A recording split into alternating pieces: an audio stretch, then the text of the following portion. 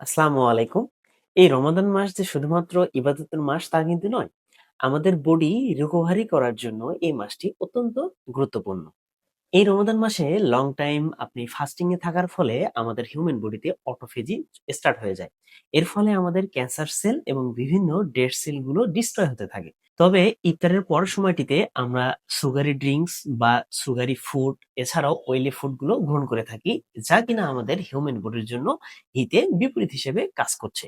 That means এই sugary drinks বা এই ট্রান্সফাইট যুক্ত খাবারগুলো ক্যান্সারের খাবার হিসেবে কাজ করে এবং ক্যান্সার সেলগুলো বড় হতে থাকে।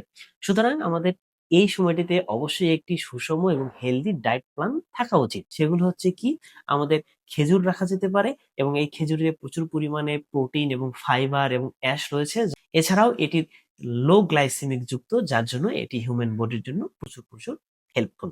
ফ্রুটস আইটেম রাখা যেতে পারে এবং এই ফ্রুটস আইটেমের আমরা শরবত গ্রহণ করতে পারি এবং এই শরবতে চিনি অবশ্যই অ্যাড করা যাবে না এবং এখানে আমরা ইসবগুলের ভুসি অথবা চিয়া সিড অ্যাড করতে পারি। এবং এখানে আরেকটি কনসার্ন বিষয় হচ্ছে, আমরা অনেক সময় এই শরবত বানানোর পর সেকে গ্রহণ করি, এই ছাঁকনির মাধ্যমে যে অ্যাশ বা ফাইবার এগুলো বেরিয়ে যায়, এটি করা যাবে না। এই ফাইবার এবং অ্যাশ সহই আমাদের এই শরবত গ্রহণ করতে হবে। এছাড়াও এখানে আরেকটি কনসার্ন বিষয় হচ্ছে, মাস্ট বি ডায়াবেটিস পেশেন্টদের মুড়ি অ্যাভয়েড করতে হবে, কারণ এটির গ্লাইসেমিক ইন্ডেক্স প্রচুর পরিমাণে হাই। তবে যারা নন ডায়াবেটিক তারা স্বল্প পরিমাণে মুড়ি গ্রহণ করতে পারে। এছাড়াও আরেকটি মোস্ট ইম্পর্টেন্ট খাবার হচ্ছে টক দই। এটি হচ্ছে আমাদের প্রোবায়োটিক ফুড এবং এটি খেলে আমাদের পেটের মধ্যে থাকা গুড ব্যাকটেরিয়ার জন্য এটি প্রচুর হেল্পফুল হবে। এর ফলে আমাদের পাকস্থলী সহ আমাদের পেট ভালো থাকবে এবং আমাদের গ্যাস্ট্রিকের সমস্যাও দূরীভূত হবে। এর পাশাপাশি কলা, পেয়ারা, এবং এখানে কলা রাখার কারণ হচ্ছে এটি প্রিবায়োটিক যুক্ত খাবার।